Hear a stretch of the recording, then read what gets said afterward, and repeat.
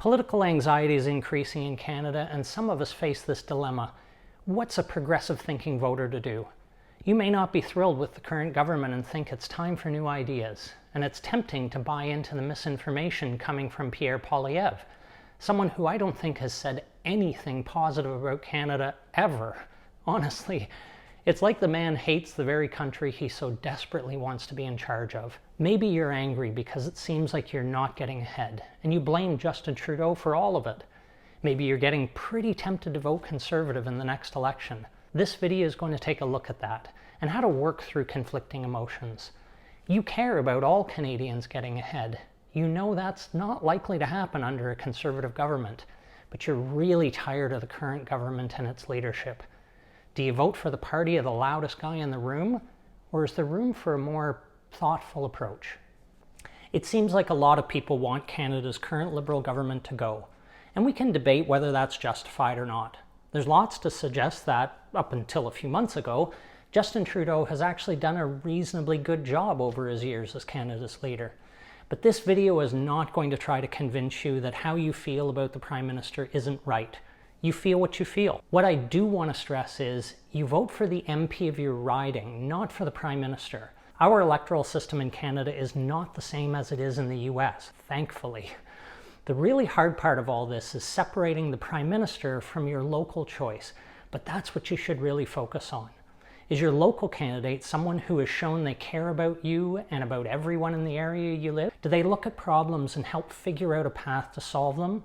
Or do they see the problem and want to blame someone and punish them? Are they someone who is like a rabid animal in the House of Commons yelling at their co-workers during debates? Or have they shown themselves to be a rational, principled person focused on not burning everything to the ground, but instead on finding the best solution to ultimately help you and everyone be more comfortable?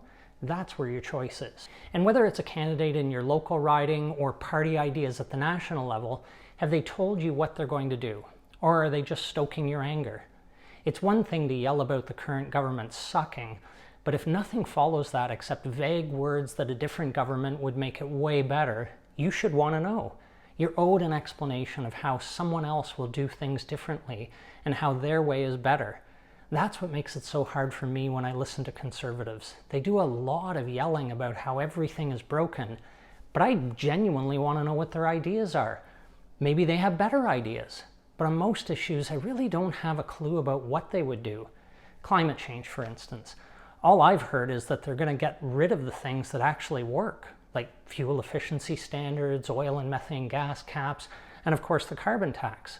Tell me some specifics. Tell me how a Conservative candidate in my riding will make our fight against climate change more successful. Specifically, please. If I knew details and was able to conclude that there really are better ideas from that party, that might just swing my vote over to them, even if I can't stand the leader of that party for whatever reason. But I know you can't completely get away from thinking about the leader. Maybe you just can't get past something Justin Trudeau has done.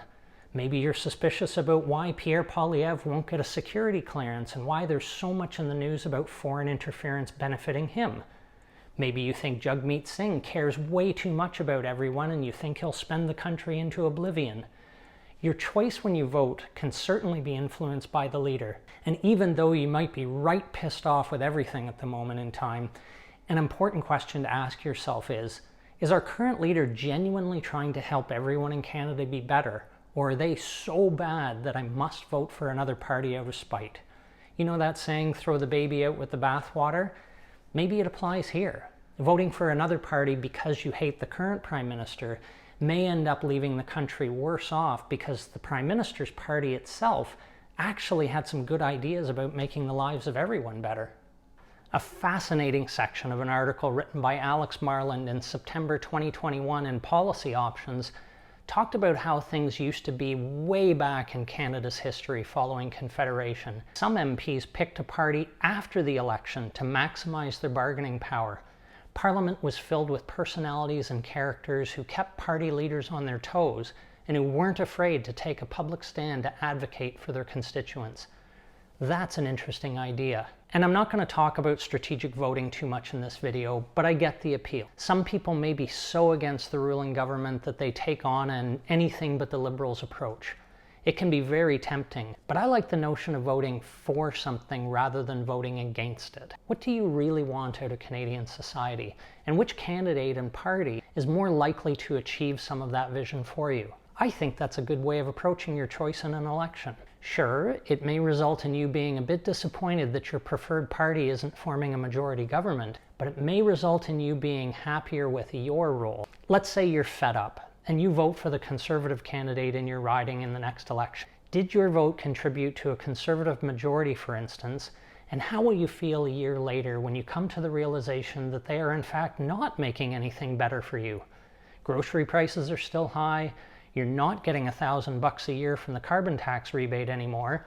We've completely stepped out of the fight against climate change. The rate of affordable housing development is just as slow as it has been. And Canadians who are a lot wealthier than you seem to be getting way more benefit from the government than you are. How will you feel about your Conservative vote then? In the end, ideally vote for the person you like, or vote for the person you dislike the least. You may need to make a trade-off. You may not like the leader of the party, but at the same time you may think your local candidate representing that same party is the least toxic choice. So think about voting for that person. Ultimately though, you need to vote.